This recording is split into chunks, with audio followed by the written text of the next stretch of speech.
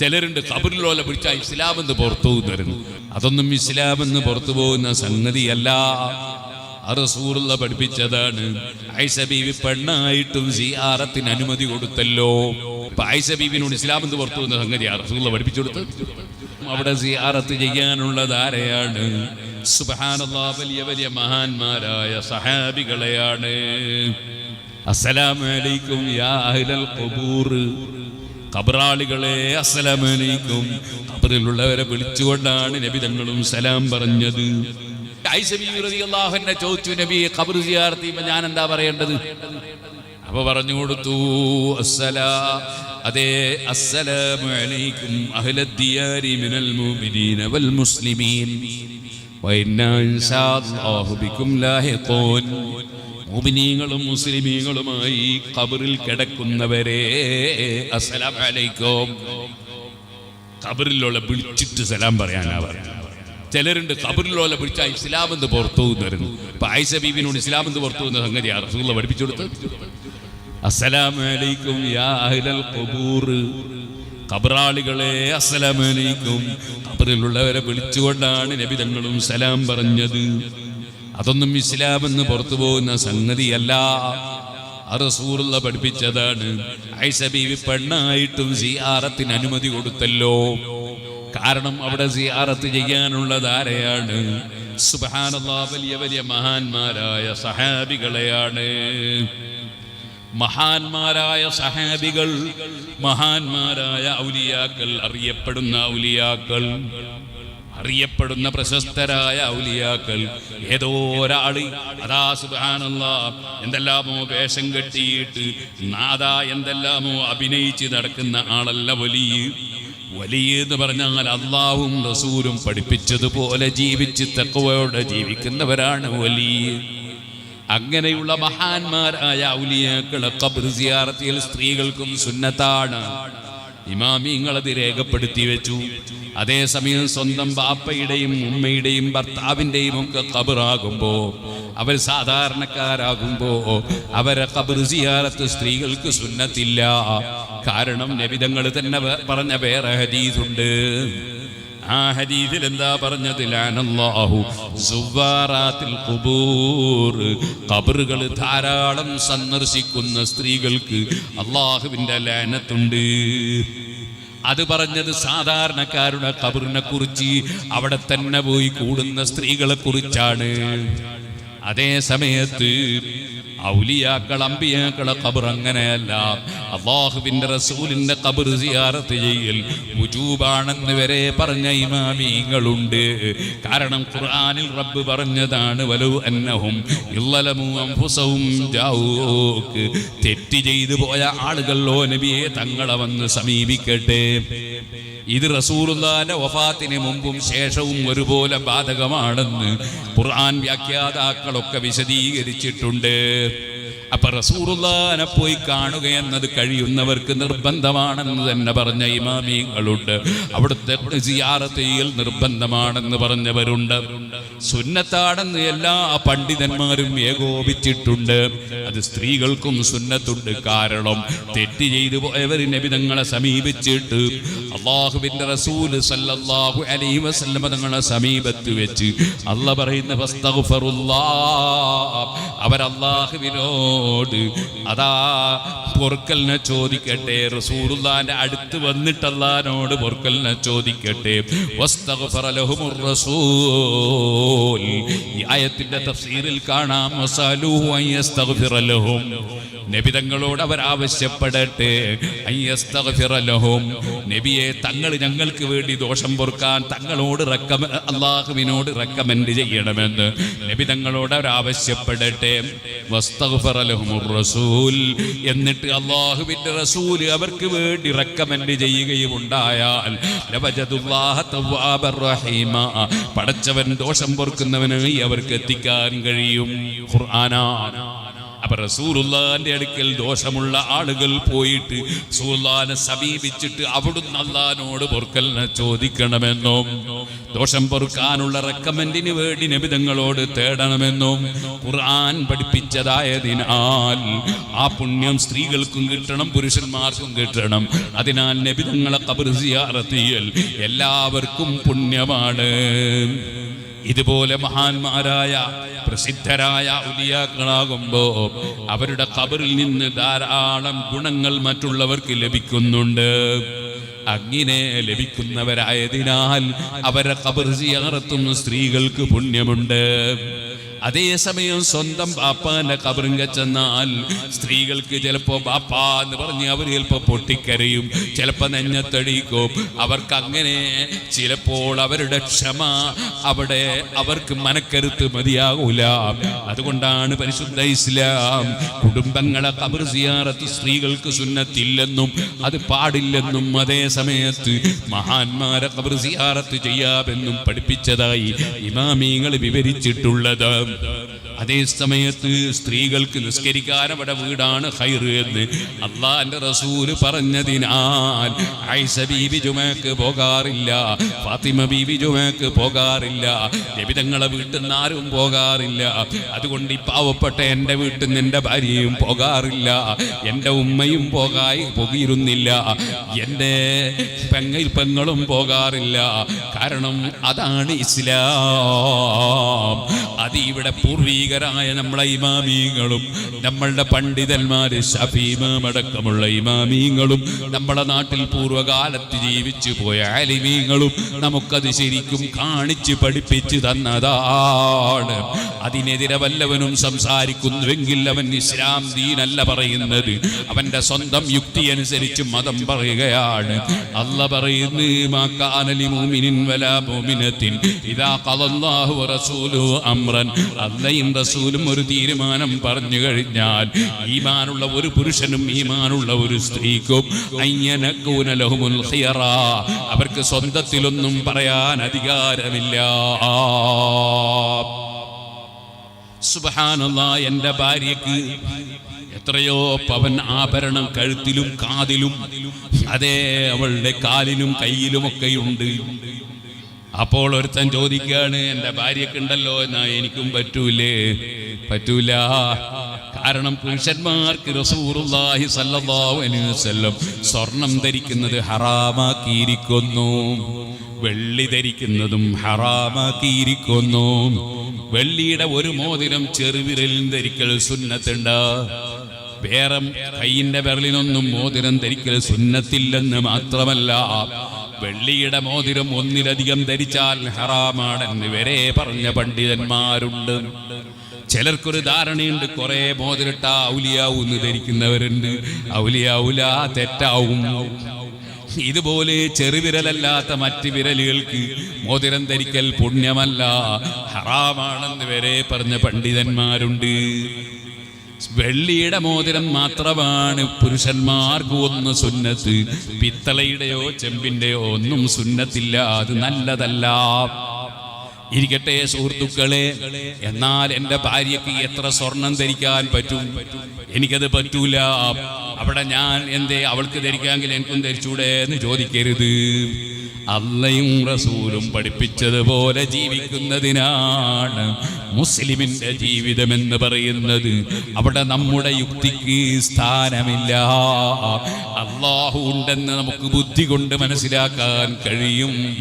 അതേ കാരണം ഈ ആകാശങ്ങളും ഭൂമികളും സൂര്യനും ചന്ദ്രനും നക്ഷത്രങ്ങളും കരയും കടലും മത്സ്യവും അതേ മാംസവും എല്ലാം തന്ന റബ്ബില്ലേ?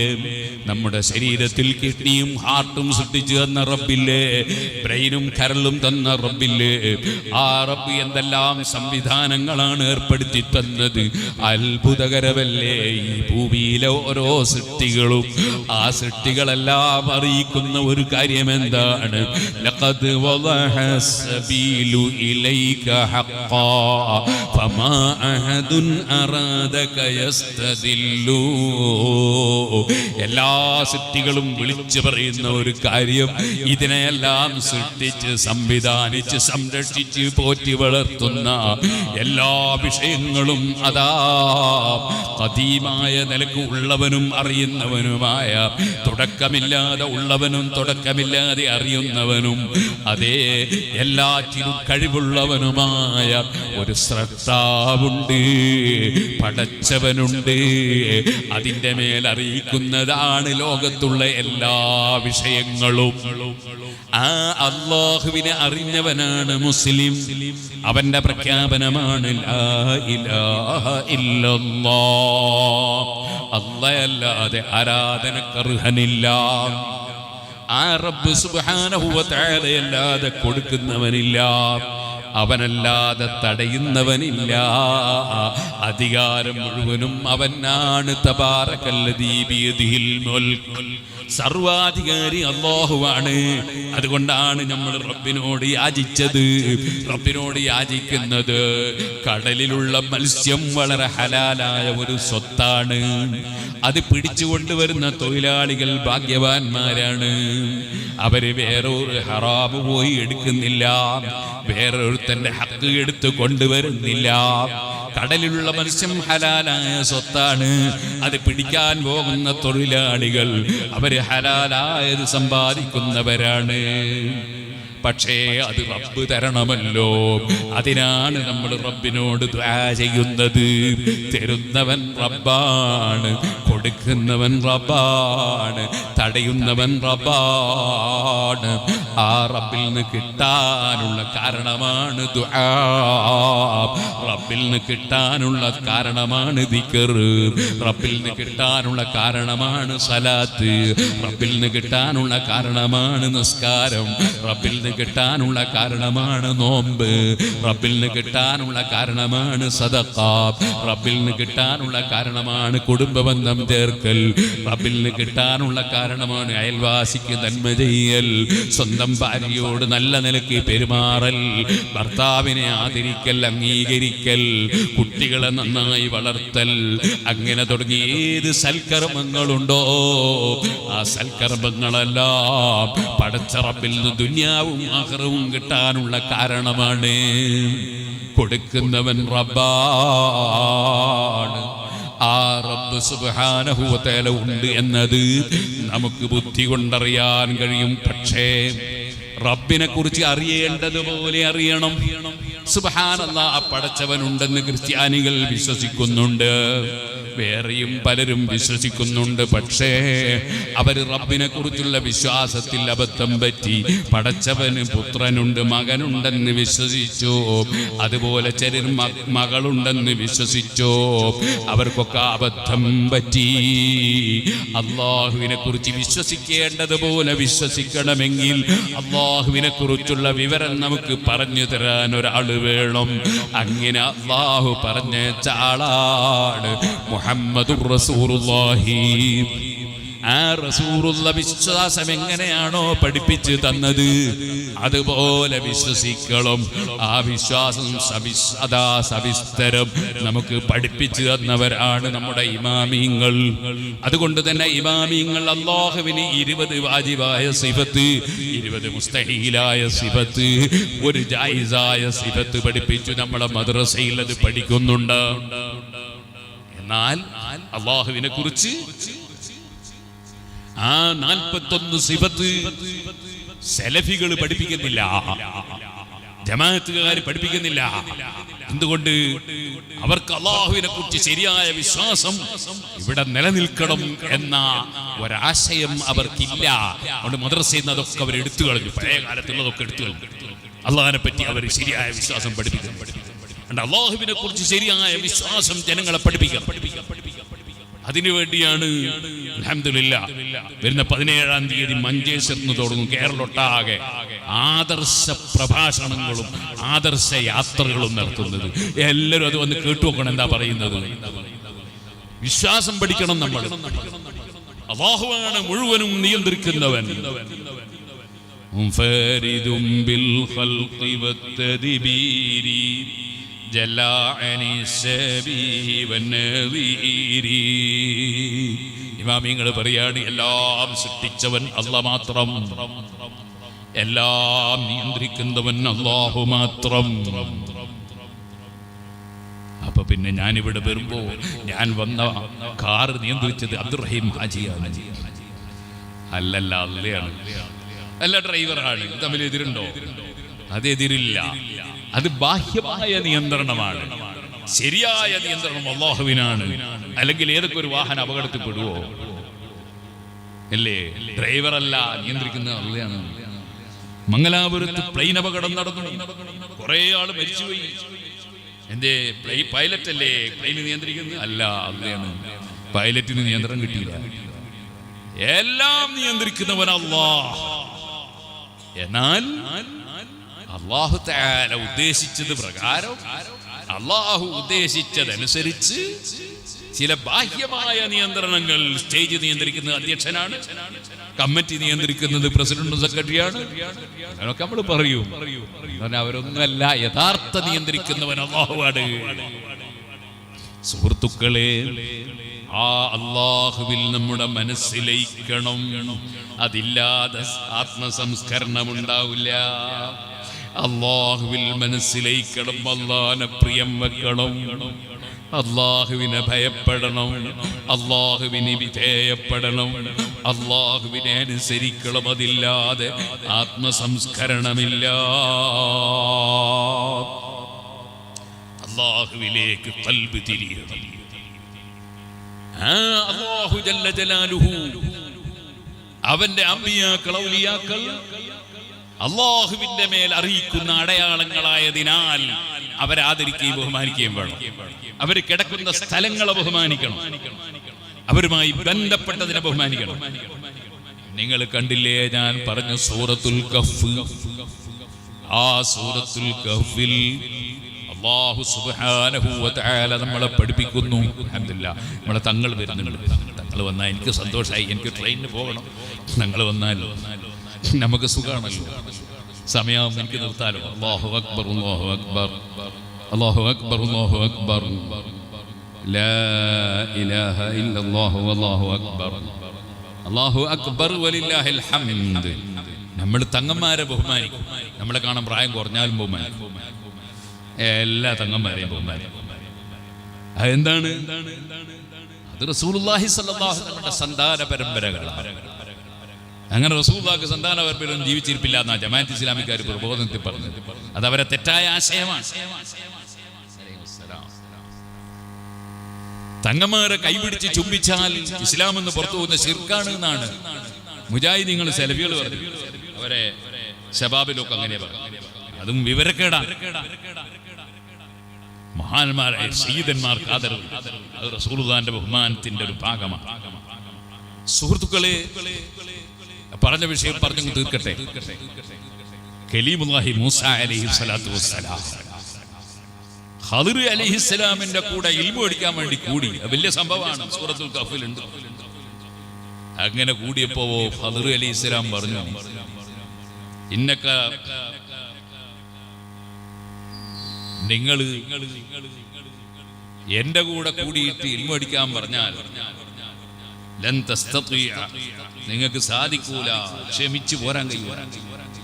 മൂസാ നബി പറഞ്ഞു, ഇൻഷാ അല്ലാഹ് ഞാൻ ക്ഷമിച്ചു പോരും.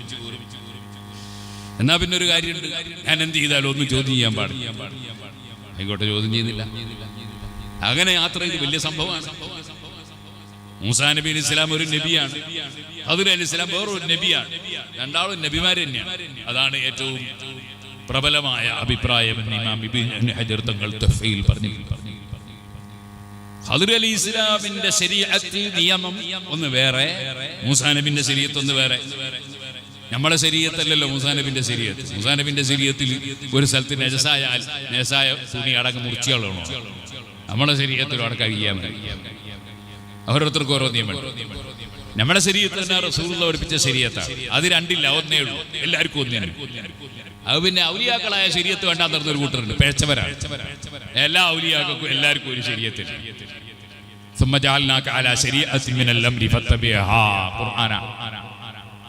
ആ ശരീഅത്ത് മൂസാ നബി ഇസ്ലാമിന്റെ ശരീഅത്തൊന്ന് വേറെ, ഖദിർ അലൈഹി ഇസ്ലാമിന്റെ ശരീഅത്തൊന്ന് വേറെ. മൂസാ നബിയുടെ ഖദിർ അലൈഹി ഇസ്ലാം പറഞ്ഞു, നിങ്ങളെ ഇൽമെന്ന് വേറെ, എന്റെ ഇൽമെന്ന് വേറെ. നിങ്ങൾ വേറൊരു ഇൽമാണ്, എനിക്ക് വേറൊരു ഇൽമാണ്. നിങ്ങൾക്ക് എന്റെ കൂടെ ക്ഷമിച്ചു വരാൻ കഴിയും? അല്ല, ഞാൻ ക്ഷമിക്കാം ഇൻഷാ അല്ലാഹ്. ഒരയസീലൊക്കെ അമ്ര, ഞാൻ എതിരായിട്ടൊന്നും പറയൂല, ചെയ്യൂല. അപ്പോഴാ പറഞ്ഞത്, നിങ്ങൾ എന്റെ കൂടെ വരികയാണെങ്കിൽ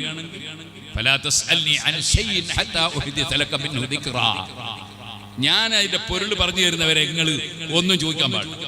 ആയിക്കോട്ടെ. പോയിട്ട് എന്താ ചെയ്തത്? ഒരു കപ്പലിൽ കയറില്ല. ഞാനിത് പറയാൻ കാണുള്ളൂ, മത്സ്യത്തൊഴിലാളികളായതുകൊണ്ടാണ് പറയുന്നത്. രണ്ടാൾ കൂടി ഒരു കപ്പലിൽ കയറി. അന്നത്തെ കപ്പൽ തന്നെ നമ്മളിപ്പോഴത്തെ ബോട്ട്, അല്ലാതെ ഇന്നത്തെ പോലത്തെ വലിയ ഒരു രാജ്യം പോലത്തെ കപ്പലൊന്നുമില്ല. കപ്പലിൽ കയറി. ആ കപ്പൽ ഇങ്ങനെ പോകുമ്പോ മൂസാ നബി അലൈഹി ഇസ്ലാമിന്റെ മുന്നിൽ നിന്ന് ഖദിർ അലൈഹി ഇസ്ലാം കപ്പലിന്റെ പലകക്ക് കേടുവരുത്തി. അപ്പൊ മൂസാ നബി അലൈഹി ഇസ്ലാം എന്ത് പറഞ്ഞു? മൂസാ നബി ഇസ്ലാം ചോദിച്ചു, അഖറഖതഹാ ലിതുഗ്രിഖ അഹ്ലഹാ ലഖദ് ജീത ശൈഅൻ ഇംറാ. നിങ്ങൾ കപ്പലിന് കേടുവരുത്തിയാൽ ആൾക്കാർ മുങ്ങി നശിച്ചു പോവില്ലേ?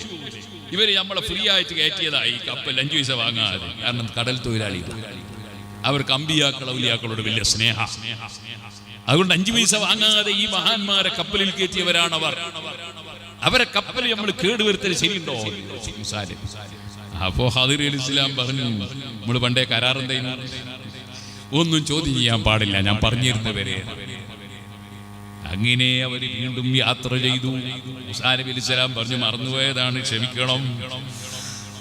അവസാനം അതാ മാപ്പ് കൊടുത്തു. പിന്നെയും മുന്നോട്ട് പോയി. മുന്നോട്ട് പോകുമ്പോൾ ഒരു ചെറിയ കുട്ടിയെ കണ്ടു. മൂസാ നബി അലൈഹി ഇസ്ലാമിന്റെ മുന്നിൽ നിന്ന് ഖദിർ അലൈഹി ഇസ്ലാം കുട്ടിയെ കൊന്നുകളഞ്ഞു. മൂസാ നബിക്ക് ക്ഷമിക്കാൻ കഴിഞ്ഞില്ല. ഒരു തെറ്റും ചെയ്യാതെ നിങ്ങൾ ഒരു ചെറിയ കുട്ടിയെ കൊന്നിരിക്കുക? മൂസാ നബി അലൈഹി ഇസ്ലാം ചോദ്യം ചെയ്തു പോയി. ഖദിർ അലൈഹി ഇസ്ലാം ചോദിച്ചു, എന്റെ കൂടെ ക്ഷമിച്ചു വരാൻ പറ്റൂല എന്ന് നിങ്ങളോട് ഞാൻ നേരത്തെ തന്നെ പറഞ്ഞതല്ലേ? കുറച്ച് ഗൗരവത്തിൽ. അപ്പൊ മൂസാ നബി അലൈഹി ഇസ്ലാം പറഞ്ഞു, ഇനി എന്തെങ്കിലും ഞാൻ ചോദ്യം ചെയ്താൽ ഫലാ തുസാഹിബിനി, നിങ്ങൾ എന്നെ കൂടെ കൂട്ടണ്ട, ഒരു ചാൻസും കൂടി വേണം. അങ്ങനെ വീണ്ടും കുറെ മുന്നോട്ട് പോയി. അപ്പൊ ഒരു നാട്ടിലെത്തി. ആ നാട്ടിൽ ചെന്ന് നോക്കുമ്പോ ആ നാട്ടുകാർ ഈ അതിഥികളായി അന്യനാട്ടിൽ നിന്ന് വന്നവർക്ക് ഭക്ഷണം കൊടുത്തില്ല. അപ്പൊ അന്യര് വന്നിട്ട് ഭക്ഷണം കൊടുക്കാതിരുന്ന മോശമല്ലേ? വേറെ നാട്ടുകാരൊന്നും ഭക്ഷണം കൊടുക്കാൻ. പക്ഷേ ആ നാട്ടിൽ കൂടി ഇങ്ങനെ പോകുമ്പോൾ ഒരു മതിലിങ്ങനെ ചെരിഞ്ഞു നിൽക്കുന്ന, ഇപ്പൊ വീഴുന്നു തോന്നും. അങ്ങനെയുള്ള ആ മതിൽ ഖദിർ അലൈഹി ഇസ്ലാം പോയിട്ടും തൊട്ടപ്പോൾ തന്നെ അത് നേരെയായി പോയി. അത് നേരെയാക്കി വെച്ചു.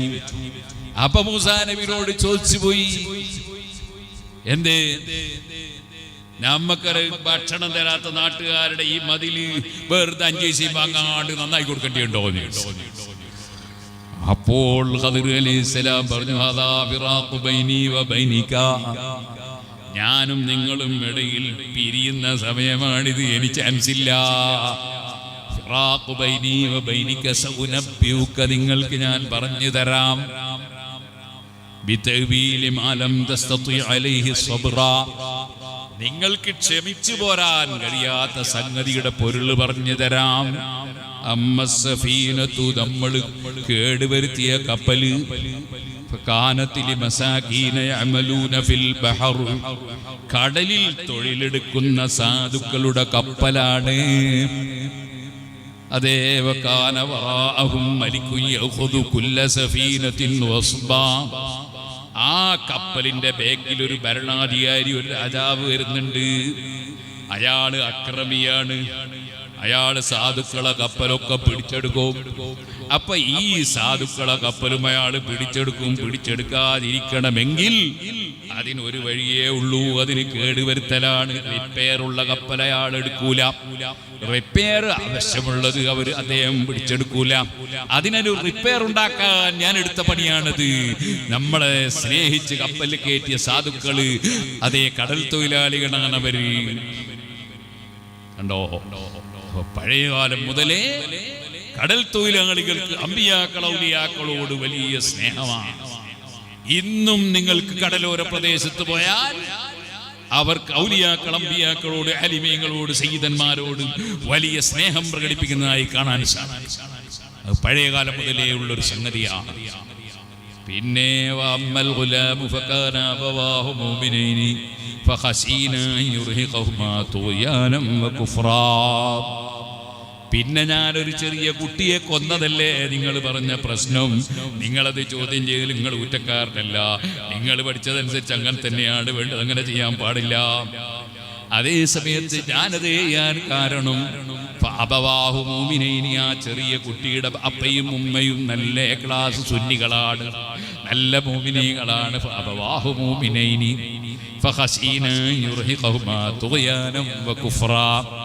ഈ കുട്ടി വളർന്നാൽ ആ മാതാപിതാക്കളെ പിഴപ്പിച്ച് ഇസ്ലാമെന്ന് പുറത്തു കൊണ്ടുപോകുമെന്ന് നമ്മൾ ഭയപ്പെട്ടു. അഥവാ പടച്ചവൻ അങ്ങനെ ഒരു വിവരം കൊടുത്തു, ഈ കുട്ടി വളർന്നാൽ മാതാപിതാക്കൾ പിഴച്ചു പോകും. ഇപ്പോൾ നിങ്ങൾക്ക് കാണാൻ നല്ല മങ്കൂസ് മൂല് തോന്നിയിട്ട് യാത്ര അയച്ച ഒരു കുട്ടി ചിലപ്പോ വിദേശത്ത് പോയി കുറച്ച് പൈസയും പണവുമെല്ലായി വന്നിട്ട് പിന്നെ പാപ്പാനോട് പറയുന്നു മൗലിദ് പറ്റൂല, റാത്തീബ് പറ്റൂല, സിയാറത്ത് പറ്റൂല, ഉറൂസ് പറ്റൂല. ഇവന്റെ ചെലവിന് ജീവിക്കുന്ന ബാപ്പയാവുമ്പോ ചിലപ്പോ ആ ബാപ്പയും പഴയത് വിട്ടിട്ട് ഈ കുട്ടിന്റെ പോലെ കൂടെ പോയി ഈമാൻ തെറ്റുന്നു. ഇതുപോലെ ഈ ബാപ്പയെയും ഉമ്മയെയും തെറ്റിച്ചു കളയുന്ന കുട്ടിയാണ്. അതുകൊണ്ടാണ് ഞാൻ ആ കുട്ടിയെ കൊന്നത്. കുട്ടിക്കും ഗുണമാണ് ആഖിറം നഷ്ടപ്പെടാതിരിക്കാൻ, അതുപോലെ തന്നെ ഇവർക്കും നല്ലതാണ്. അങ്ങനെയാണ് ഞാനത് ചെയ്തത്. മൂന്നാമത്തതോ, ഇത് കേൾക്കുമ്പോൾ നിങ്ങൾക്കാർക്കും പറ്റൂല കേട്ടോ, എനിക്കും പറ്റൂല കേട്ടോ. ഇത് ഇന്ത്യ രാജ്യമാണ്, ഇന്ത്യയിൽ ഇന്ത്യന്റെ നിയമമാണ്, ഓരോ രാജ്യത്തും ഓരോ രാജ്യത്തിന്റെ നിയമമാണ്. നമുക്ക് അങ്ങനെ കൊല്ലാനൊന്നും പറ്റൂല. മാത്രമല്ല നമുക്ക് ഇസ്ലാമിനെ പോലെ നുബുവത്തും വഹിയൊന്നും കിട്ടുന്നുമില്ല. അപ്പൊ നമുക്കത് പറ്റൂല. ഷേഖ് ഖദർ അലൈഹിസ്സലാമിനത് പറ്റും. ഇരിക്കട്ടെ. അങ്ങനെ പിന്നീട് ഞാൻ മതില് നന്നാക്കിയ നാട്ടുകാർ, ഭക്ഷണം തരാത്ത നാട്ടുകാർ, ഭക്ഷണം ചോദിച്ചിട്ട് കൊടുക്കാത്ത നാട്ടുകാരാണ്. പക്ഷേ അവിടെയുള്ള മതിലുണ്ടല്ലോ, അമ്മൽ ജിദാറു ഫകാന ലിഗുലാമൈനി യതീമൈനി ഫിൽ മദീന, ആ പട്ടണത്തിലുള്ള 2 യതീം കുട്ടികളെ മതിലാണത്. ഫകാന അബൂഹുമാ സാലിഹാ, ആ 2 യതീം കുട്ടികളെയും ബാപ്പ നല്ല മനുഷ്യനായിരുന്നു. അവിടെ ഇമാമിങ്ങൾ പറയുന്നുണ്ട് നേരെ ബാപ്പ മാത്രല്ല, അതുകൊണ്ട് ഉദ്ദേശിച്ചത് കുറെ മേലെയുള്ളൊരു ബാപ്പാനെ കുറിച്ചാണ്. ബാപ്പ നന്നായ മക്കൾക്കും കൂടി ഖൈറ് കിട്ടും. സുബ്ഹാനല്ലാഹ്, മക്കൾ നന്നായ ബാപ്പക്കും ഖൈറ് കിട്ടും. വകാന അബൂഹുമാ സാലിഹാ, അവരെ ബാപ്പ നല്ല മനുഷ്യനായിരുന്നു.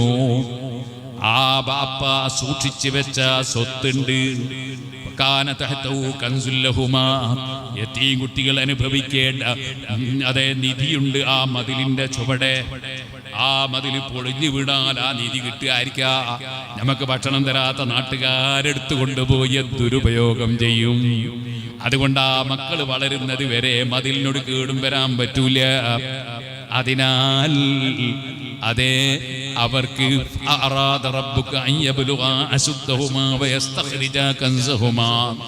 ആ മക്കൾക്ക് പ്രായപൂർത്തി എത്തിയിട്ട് ആ നിധി അവർക്ക് തന്നെ അതിൻ്റെ ഉള്ളിൽ നിന്ന് കിട്ടണം. അതിനു വേണ്ടി ഞാൻ ആ മതിൽ നന്നാക്കി വെച്ചതാണ്. എന്നിട്ട് ഖദർ അലൈഹിസ്സലാം പറയാണ്, വമാ ഫഅൽതുഹു അൻ അംരീ, എൻ്റെ സ്വന്തം വകയിൽ ഞാനൊന്നും ചെയ്തിട്ടില്ലേ മൂസാ നബിയേ. അതേ മഹാനായ മുഹീദ്ദീൻ ശൈഖ് തങ്ങൾ പറഞ്ഞില്ലേ, ഏകൽ കൂടാതെ ഞാൻ ചെയ്തില്ല ഒന്നുമേ, പടച്ചവന്റെ ഉത്തരവില്ലാതെ ഞാനൊന്നും ചെയ്തിട്ടില്ല. ഖദർ അലൈഹിസ്സലാം പറയാണ്, മാ ഫഅൽതു അൻ അംരി, പടച്ചവന്റെ ഉത്തരവില്ലാതെ ഞാനൊന്നും ചെയ്തിട്ടില്ല. ഓരോന്നും അല്ലാഹു തആല അറിവ് തന്നിട്ട് അതനുസരിച്ച് പ്രവർത്തിച്ചതാണ്. അതേ സുഹൃത്തുക്കളെ, ഞാൻ ഈ സംഭവം പറഞ്ഞത് അല്ലാഹു തആല മഹാന്മാർക്ക് കൊടുക്കുന്ന അറിവ്, മഹാന്മാർക്ക് കൊടുക്കുന്ന സ്ഥാനം, അതൊക്കെ വളരെ വലുതാണ്. ഇത് കേട്ടത് കൊണ്ട് നിങ്ങളാരും തെറ്റിദ്ധരിച്ച് പോകരുത്. മൂസാ നബിയേക്കാൾ ബഹുമാനവും വിവരവും ഖിദ്ർ അലൈഹിസ്സലാമിനാണെന്ന് നിങ്ങളാരും തെറ്റിദ്ധരിച്ച് പോകരുത്. ഖിദ്ർ നബി അലൈഹിസ്സലാമിനേക്കാൾ എത്രയോ വിവരമുള്ള മഹാനാണ് മൂസാ നബി അലൈഹിസ്സലാം. എത്രയോ സ്ഥാനമുള്ള ആളാണ് മൂസാ നബി അലൈഹിസ്സലാം. പക്ഷെ ഈ ഒരു വിഷയത്തിൽ ഇവിടെ അല്ലാഹു തആല പ്രത്യേകമായ ചില വിവരം ഖിദ്ർ അലൈഹിസ്സലാമിന് കൊടുത്തിട്ടുണ്ട്. അത് മൂസാ നബിക്ക് അറിയിച്ചു കൊടുക്കാൻ വേണ്ടി ചെയ്തൊരു സംഗതിയായിരുന്നു. അല്ലാതെ മൂസാ നബിയുടെ ബഹുമാനം ഖിദ്ർ അലൈഹിസ്സലാമിന് ഒരിക്കലും ഉണ്ടായിട്ടില്ല, ഉണ്ടാവുകയില്ല. കാരണം അംബിയ മുർസലീകളിൽ ഏറ്റവും പ്രധാനപ്പെട്ട 5 ആളുകളാണ്. അതിലൊന്നാണ് നബിയുല്ലാഹി നൂഹ്, നബിയുല്ലാഹി ഇബ്രാഹിം, നബിയുല്ലാഹി മൂസാ, നബിയുല്ലാഹി ഈസാ, ഹബീബുല്ലാഹി മുഹമ്മദുർ റസൂലുള്ളാഹി. ഈ 5 ആളുകളെക്കാൾ ബഹുമാനമുള്ള ഒരു റസൂലിനെയും അല്ലാഹ് പഠിച്ചിട്ടില്ല. നമ്മളെ അഖീദ റെഡിയായിരിക്കണം. അഖീദ, നമ്മളെ വിശ്വാസം പേച്ചുവാൻ പാടില്ല. ആളുകൾ മുലാമാരും പറയുമ്പോൾ നല്ലോണം ശ്രദ്ധിച്ച് ശരിക്ക് വിശദീകരിച്ച് പറഞ്ഞു കൊടുക്കണം, അല്ലാതെ പറയാൻ പാടില്ല. ഇന്നിപ്പോ ഞാൻ ഇങ്ങനെ വരുമ്പോ ഒരു ക്ലിപ്പ് കേട്ടു. എല്ലാവരും മൊയ്ലിയാര് പറയുന്നുണ്ട്, എന്ത് ഇന്ത്യ രാജ്യം ഭരിക്കുന്നത് സുൽത്താനുൽ ഹിന്ദ് ഖാജാ മുഈനുദ്ദീൻ ജിസ്ൽ അജ്മീരി ഒന്നുമല്ല, ശൈഖുനയാണ്. അയാൾ ശൈഖുനാന്ന് എന്നോട് ഉദ്ദേശിക്കുന്നത് CM വലിയുള്ളയാണ്. CM വലിയ വലിയ മഹാനാണ്. പക്ഷേ അങ്ങനെ പറയാൻ പാടുണ്ടോ? ഒരു മഹാനെ ഇഴയത്തിയിട്ട് വേറൊരു മഹാനെ പുകഴ്ത്താൻ പാടില്ല. അത് പാടില്ല. ഷിയാക്കളെ പരിപാടിയാണ്. സിദ്ദീഖുൽ പറഞ്ഞ ഉമർ ഖത്താബിനെ അലി ഇബ്നു അബീ താലിബിനെ പൊക്കുക. അത് സുന്നത്തി ജമാഅത്തിന്റെ നടപടിയല്ല. അങ്ങനെ പറയാൻ പാടില്ല. അദബ് വേണം. ഏത് വിഷയം പറയും. സുബ്ഹാനല്ലാഹ്, ഒരു മുസ്ലിയാർ പ്രസംഗിച്ച ഒരു ക്ലിപ്പ് കേൾക്കുകയാണ്. നബി സല്ലല്ലാഹു അലൈഹി വസല്ലം 23 കൊല്ലം കൊണ്ട് മക്ക ഫതഹാക്കി. CM വലിയുള്ള ലോകം ഒട്ടാകെ ഫതഹാക്കുന്നു. അങ്ങനെയൊന്നും പറയാൻ പാടില്ല. റസൂലുള്ളാഹിന്റെ മേൽ അദബ് കേടാ. അങ്ങനെ പറയാൻ പാടില്ല. അങ്ങനെയൊന്നും പറയാൻ പാടില്ല. CM വലിയ മഹാനാണ്. നമ്മൾ മഹാനവറുകളെ ബഹുമാനം പറയണം. പക്ഷേ മറ്റൊരാളെ ഇകഴ്ത്തിയിട്ട് പറയാൻ പാടില്ല. ഇൻഷാ അല്ലാഹ് ബക്കറ്റ് കൊണ്ടുവരും എല്ലാവരും നല്ല സംഭാവന കൊടുക്കും. വേറൊരു മഹാനെ ഇകഴ്ത്തിയിട്ട് പറയാൻ പാടില്ല. റസൂലുള്ളാഹിനെ ഒന്നും ഒരിക്കലും ഒരു സ്ഥാനം കുറയുന്ന അദബുകേടിന്റെ വാക്ക് പറയാൻ പാടില്ല. നമ്മൾ ഓർക്കണം, നമ്മളെപ്പോഴും അദബുള്ള വർത്തമാനേ പറയാൻ പാടില്ല. സുഹൃത്തുക്കളെ, അപ്പൊ ശരിക്കും അല്ലാഹുവിന്റെ ദീൻ അത് ഹഖായി മനസ്സിലാക്കണം, അത് പ്രചരിപ്പിക്കണം, അത് ഉൾക്കൊണ്ട് ജീവിക്കണം. ഞാൻ എന്റെ വാക്കുകൾ നിർത്തുന്നു. എന്റെ വിഷയം ആത്മസംസ്കരണം, ഇലാഹി സ്മരണയിലൂടെ അല്ലാഹുവിനെ ഓർമ്മിച്ച് അല്ലാഹുമായി ബന്ധപ്പെട്ടതിനെ ബഹുമാനിച്ച് അല്ലാഹ് കൽപ്പിച്ചത് എടുത്ത് ഏറ്റവും പ്രധാനപ്പെട്ടതാണ് 5 നേരത്തെ നിസ്കാരം. അഖിമിസ്സലാത്ത ലിദിക്രി, 5 നേരം കൃത്യമായി നിസ്കരിക്കണം, നോമ്പെടുക്കണം, ഹജ്ജ് ചെയ്യണം, സകാത്ത് കൊടുക്കണം, ഉംറ ചെയ്യണം, സിയാറത്ത് ചെയ്യണം, നല്ല കാര്യങ്ങളൊക്കെ ചെയ്യണം, കുടുംബബന്ധം ചേർക്കണം, അയൽവാസിക്ക് നന്മ ചെയ്യണം, പ്രായമുള്ളവരെ ബഹുമാനിക്കണം, ആലിമീങ്ങളെ ആദരിക്കണം, മുതഅല്ലിമീങ്ങളെ സ്നേഹിക്കണം, അതെ അഹ്ലു ബൈത്തിനെ പ്രിയം വെക്കണം, ആദരിക്കണം, ഉമ്മബാപ്പമാരെ നന്നായി പരിഗണിക്കണം, കുടുംബ ബന്ധം ചേർക്കണം, അയൽവാസികൾക്ക് നന്മ ചെയ്യണം, അസൂയ പാടില്ല, അഹങ്കാരം പാടില്ല, വിദ്വേഷം പാടില്ല, വൈരാഗ്യം പാടില്ല. തെറ്റിയും അല്ലാഹ് ശിക്ഷിക്കും. ശിക്ഷ പല വിധത്തിലാകും. നമ്മളൊക്കെ അല്ലാഹുവിലേക്ക് തൗബ ചെയ്യും. മൂസാ നബി അലൈഹിസ്സലാമിനോട് മൂസാ നബി അലൈഹിസ്സലാം മഴ കിട്ടാഞ്ഞിട്ട് ദ്വാരുന്നു, ഉത്തരം കിട്ടുന്നില്ല. നമ്മൾ അതെ മനുഷ്യൻ കിട്ടാൻ വേണ്ടി ദ്വാരക്കാണ്. അല്ലാഹു ഉത്തരം തരട്ടെ. ചിലപ്പോ ദ്വാരക്ക് ഉത്തരം കിട്ടൂല. മൂസാ നബിയും കൂട്ടരും ഒന്നായി ദ്വാരന് ഉത്തരം കിട്ടിയില്ല. മൂസാ നബി സങ്കടത്തോട് ചോദിച്ചു, എന്തേ റബ്ബേ ഉത്തരം കിട്ടിയില്ല? അല്ലാഹു പറഞ്ഞു, ഉത്തരം കിട്ടാത്തതിന്റെ കാരണം നിങ്ങളെ കൂട്ടത്തിൽ ഒരു മനുഷ്യൻ നമീമത്ത് പറയുന്നവനുണ്ട്. നമീമത്ത് എന്ന് പറഞ്ഞാൽ എന്താണ്?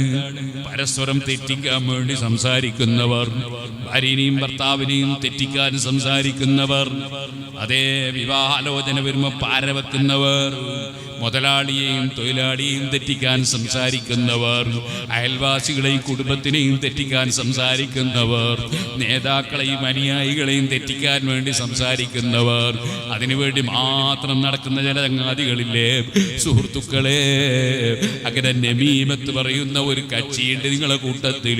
അതുകൊണ്ടാണ് ദുആക്ക് ഉത്തരം കിട്ടാത്തത്. മൂസാ നബി അലൈഹി സ്വലാം പറഞ്ഞു, അല്ലാഹ് അയാളെ പേരൊന്ന് പറ, ഞങ്ങളെ കൂടെ അയാളെ പുറത്താക്കാം. അപ്പൊ അള്ളാഹു ചോദിച്ചു, അല്ല മൂസാ നബിയെ, ഞാൻ പറഞ്ഞത് എന്താണ്? വേറൊരാളെ സംബന്ധിച്ച് അയാൾ അങ്ങനത്തെ ആളാണ് എന്ന് പറയുന്ന ആ കുറ്റം പറഞ്ഞിട്ട് നിങ്ങൾ അകറ്റുന്ന പരിപാടി ചെയ്യാൻ പാടില്ല. അത് ചെയ്യുന്ന ആള് നിങ്ങളെ കൂട്ടത്തിലുണ്ട് എന്നല്ലേ ഞാൻ പറഞ്ഞത്. അപ്പൊ അത് ഇന്ന ആളാണ് ഞാൻ പറഞ്ഞു തന്നാല് ഞാനൊരു നമീമത്ത് പറയുന്ന ആളാവൂലേ? ഇന്നാളാണ് നിങ്ങളെ കൂട്ടത്തിൽ നമീമത്ത് പറയുന്ന ആള് ഞാൻ പറഞ്ഞ ഞാനൊരു നമീമത്ത് പറയുന്നവനാവൂലേ? പിന്നെന്താ വേണ്ടത്? തൂബൂ ഇലല്ലാഹി ജമീഅ, നിങ്ങളെല്ലാവരും ഒന്നിച്ചല്ലാനോട് തൗബ ചെയ്തോളൂ. തെറ്റുകൾ മാപ്പ് തരാൻ തെറ്റിന് മാപ്പ് തന്ന റബ്ബിനോട് താണ് കേണ് കരഞ്ഞു പറഞ്ഞോളൂ. എല്ലാവരും തൗബ ചെയ്തോളൂ മൂസാ നബിയേ. എല്ലാവരും ഒരുമിച്ച് കൂടി അല്ലാഹുവിനോട് തൗബ ചെയ്യുന്നു. മൂസാ നബി അലൈഹി ഇസ്ലാമിന്റെ കൂടെയുള്ള മുഴുവൻ ആളുകളും മൂസാ നബിയുടെ നേതൃത്വത്തിൽ. മൂസാ നബി തെറ്റ് ചെയ്യുന്ന ആളല്ല, പക്ഷേ അനുയായികളിൽ തെറ്റ് ചെയ്യുന്നവരുണ്ട്. അതുകൊണ്ടാണ് ഉത്തരം കിട്ടാത്തത്. തൗബ ചെയ്തപ്പോൾ റബ്ബ് മഴ കൊടുക്കുന്നു. അതുകൊണ്ട് മോമിനീങ്ങളെ, പടച്ചവൻ തരുന്ന വല്ല നിയമത്തും നമുക്ക് നഷ്ടപ്പെടുമ്പോൾ നമ്മളെല്ലാവരും അല്ലാഹുവിലേക്ക് ഖൽബ് തിരിക്കണം. ചെയ്തു പോയ തെറ്റുകളിൽ മാപ്പ് ചോദിക്കണം. അതേ, അല്ലാഹ് കൽപ്പിച്ചത് ഒഴിഞ്ഞു പോയെങ്കിൽ മാപ്പ് ചോദിക്കണം. ഹറാം ചെയ്തു പോയെങ്കിൽ മാപ്പ് ചോദിക്കണം. മനസ്സ് അല്ലാഹുവിലേക്ക് തിരിച്ച് പൊട്ടിക്കരഞ്ഞ് റബ്ബിനോട് മാപ്പ് ചോദിച്ച് മാപ്പ് വാങ്ങണം. അതാണ് നമുക്ക് നിയമത്തുകൾ കിട്ടാനുള്ള വഴി കേട്ടോ. റബ്ബേ, ഈ പാവപ്പെട്ട ഞാൻ ഈ സദസ്സിൽ ഏറ്റവും തൗബ ചെയ്യേണ്ടവനാണ്. ഏറ്റവും വലിയ തെറ്റുകൾ ചെയ്തു പോയ പാപി പാവപ്പെട്ട ഞാനായിരിക്കും. ഞങ്ങളാരും നിന്റെ മുമ്പിൽ അവകാശവാദമുള്ളവരല്ല. തെറ്റ് ചെയ്യാത്തവരാണെന്ന അവകാശവാദം ഞങ്ങൾക്കില്ല. ഞങ്ങളെല്ലാവരും നിന്നിലേക്ക് കൈനീട്ടുന്നു. അല്ലാഹ്, ഞങ്ങൾ നീ കൽപ്പിച്ചത് എന്താണോ ഒഴിഞ്ഞു പോയത്, നീ വിരോധിച്ചത് എന്താണോ ചെയ്തു പോയത്, യജമാനനായ നീ ഞങ്ങളെ പഠിപ്പിച്ചിട്ടുണ്ടല്ലോ. ഖുൽ യാ ഇബാദിയല്ലദീന അസ്റഫൂ അലാ അൻഫുസിഹിം ലാ തഖ്നതൂ മിർ റഹ്മത്തില്ലാഹ് ഇന്നല്ലാഹ യഗ്ഫിറുദ്ദുനൂബ ജമീഅ. തെറ്റ് ചെയ്തു പോയവരോട് പറയൂ നബിയേ, നിങ്ങൾ ആശ മുറിയണ്ട, നിരാശരാകണ്ട. ഇന്നല്ലാഹ യഗ്ഫിറുദ്ദുനൂബ ജമീഅ. പടച്ചവന്റെ കാരുണ്യത്തിൽ നിന്ന് നിരാശരാകണ്ട.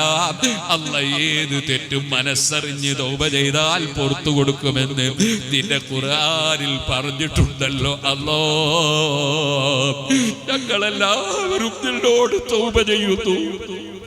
ഞങ്ങളിൽ ആരിൽ നിന്ന് നീ പൊരുത്തപ്പെടാത്തതെന്ത് സംഭവിച്ചോ ഞങ്ങൾക്ക് മാപ്പാക്കണേ അല്ലാഹ്.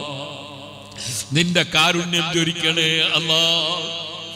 ഞങ്ങൾക്ക് ഞങ്ങളുടെ രാജ്യത്ത് പല നിയമങ്ങളും കാര്യങ്ങളും വരുന്നു.